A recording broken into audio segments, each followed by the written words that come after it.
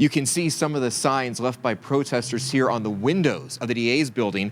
Tomorrow marks 2 years since Lauren McCluskey was murdered by a man she dated. For the students who were out here, the pain of that night won't go away, and decisions like the one made last week just make that wound even deeper. Justice for Lauren! Justice for Lauren! These students are marching for Lauren McCluskey. I didn't know Lauren personally, but her death was truly tragic for everyone on our campus.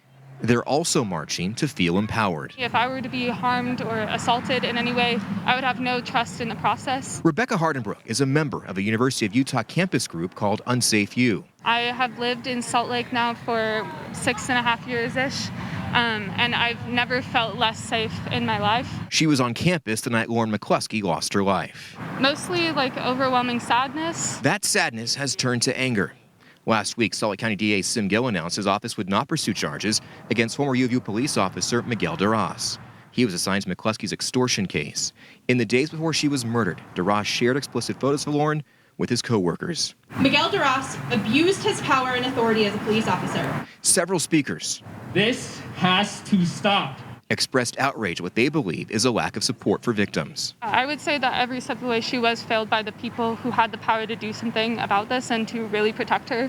GILL says he understands the pain of this group. And I share their frustration and their anger. And as I said, this is when you look at the allegations here, that what he did is unacceptable.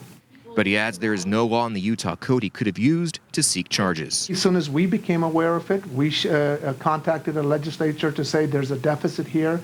This is something that victims should not ever have to go without.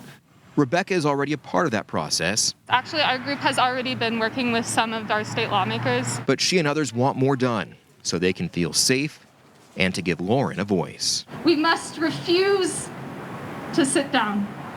We will not be told that her fight is over. And the protesters are demanding that GILL reopen this case, but he again says that cannot happen because the law just isn't on the books. In Salt Lake City, John FRANCHI, Fox 13 News, Utah.